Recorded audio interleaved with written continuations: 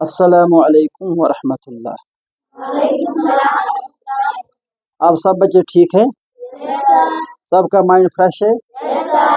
फिर हम स्टार्ट करें। चलो, आज कौन सा हमें टॉपिक पढ़ना है? मर्द और औरत की नमाज का, यानी क्या फर्क है मर्द की नमाज में और औरत की? किस तरीके से मर्द को नमाज पढ़नी है और किस तरीके से औरत। यहाँ मैं ये दो चीजें लिखूंगा, पहले नंबर पर मर्द और दूसरे नंबर पर औरत। ठीक है, देखो दो चीजें आप याद रखेंगे सब बच्चे। एक है अरकान। क्या है? अरकान। अरकान 7 है। कितने हैं? तकबीर तहरीमा, क़ियाम, किरात, रुकू, सुजूद, कायदा आखिरा वगैरह। और दूसरा है तरीकाए अदाए अरकान। तरीकाए यानी जो नमाज के अरकान है उन अरकानों को किस तरीके से अदा करना है। हुजूर सल्लल्लाहु अलैहि वसल्लम का तरीका क्या था? हुजूर सल्लल्लाहु अलैहि वसल्लम ने किस तरीके से हमें इन अरकानों को अदा करने का तरीका सिखाया? सबको समझ आया? हुजूर सल्लल्लाहु अलैहि वसल्लम ने किस तरीके से अरकान अदा करने का तरीका। तो मर्दों के लिए अलग तरीका है, औरतों के लिए। बाद हजरात कहते हैं कि नहीं, एक ही तरीका है, क्योंकि मर्द वो भी खाता है, औरत वो भी, मर्द वो भी सोता है, उसको सोने की जरूरत, औरत को भी सोने की जरूरत। वो भी इंसान, ये भी इंसान, लिहाजा इसमें कोई फर्क नहीं है। वो इस्लाम में अपनी अक्ल दौड़ाते हैं। क्या दौड़ाते हैं? लेकिन एक बात याद रखो बच्चों, इस्लाम में अक्ल चलती नहीं है। अगर अक्ल चलती फिर मूसा अलैहिस्सलाम से अल्लाह ताला ने कहा लाठी को क्या करो, जमीन पर रखो, जमीन पर नीचे फेंको। अगर मुझे बताओ वहां से बहुत सारे सांप आ रहे थे, अगर अकल इस क्या कहती है उस वक्त, अगर सांप वहां से आया, हमें अकल क्या कहती है? लाठी को नीचे फेंको या हाथ में रखो। अल्लाह ताला का हुक्म क्या आया? नीचे फेंको। अगर वहां अकल से, अगर कोई भी इंसान हम ले अकल से काम लेता, वहां इंसान, बहुत सारे सांप थे उस वक्त, कितनों को मारते? एक को मारते, एक साइड, दूसरे साइड भी सांप थे, इस साइड भी सांप थे। तो उस वक्त मूसा अलैहिस्सलाम ने अकल को छोड़कर किसका माना?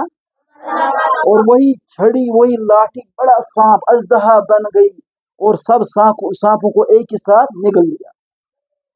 तो कहने का मकसद ये है कि इस्लाम में अकल चलती नहीं है।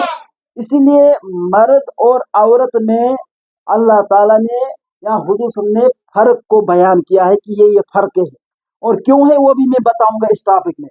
तो पहला रुकन जो है वो है तकबीर तहरीमा। देखो इसका क्या फायदा है, फर्क क्यों रखा है? तकबीर तहरीमा के वक्त मर्दों को कहां तक हाथ उठाने हैं?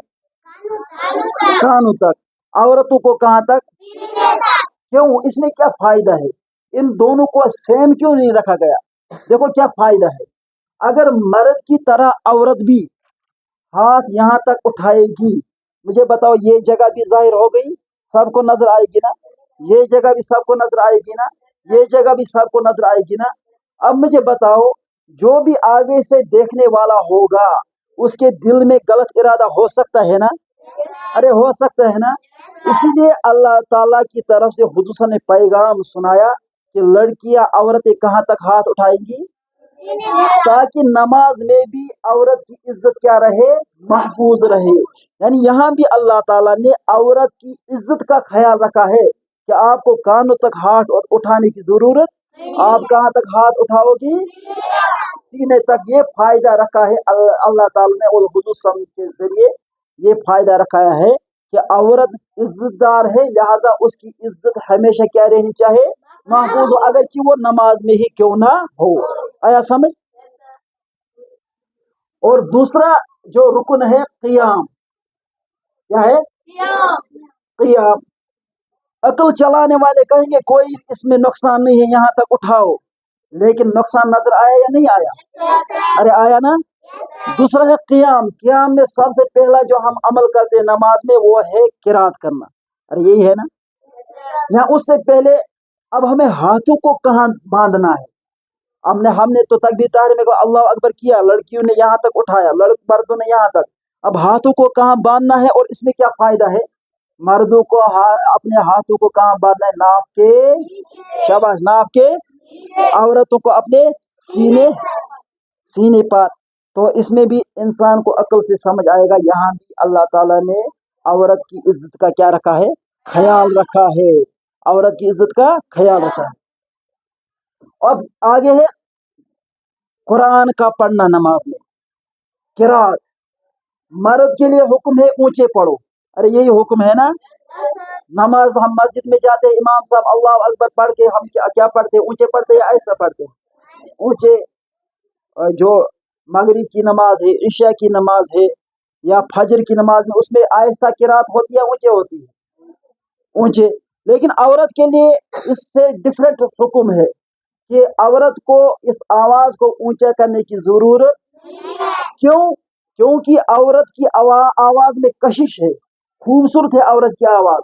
ہو سکتا ہے اگر یہ قرات یعنی قرآن نماز میں ہی کیوں نہ ہو اونچے پڑے گی، تو ہو سکتا ہے اس کی آواز کی وجہ سے کسی کے دل میں غلط ارادہ پیدا ہو سکتا ہے. اسی لیے عورت کی عزت بچانے کے لیے اللہ تعالیٰ کی طرف سے کیا حکم ملا کہ عورت کیسے قرات کرے گی؟ آہستہ قرات کرے گی. جیسے حکم آیا ہے کہ اگر عورت گھر میں ہو، کہاں ہو؟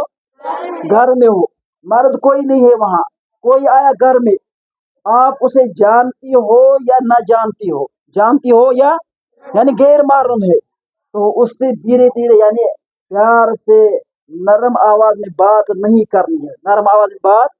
اگر آپ کہیں گے آ جائیے اندر چائے کا پیے، ہو سکتا ہے وہ اسی کا فائدہ اٹھائے گا، یہاں تو کوئی نہیں ہے، تو وہ غلط ارادہ بھی کر سکتا ہے.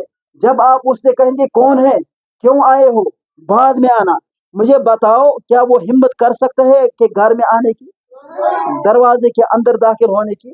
لہذا جب آپ اپنی آواز میں اس وقت آپ آواز کو بالکل روب سے اس وقت آواز نکالو گے تو کوئی مرد آپ کی عزت کی طرف دیکھنے کی جرت نہیں کر سکتا. یہی اس لیے اللہ تعالیٰ نے یا حضور کے ذریعے یہ پیغام دیا کہ عورتیں قرات کیسے کریں گی؟ دھیرے دھیرے، آہستہ آہستہ، کہ کوئی سننا یعنی کسی کے دل میں کوئی برا ارادہ پیدا نہ ہو سکے. اب ایک چیز یہاں میں اور میرے ذہن میں سوال پیدا ہوا، یہ نماز کا حال ہے،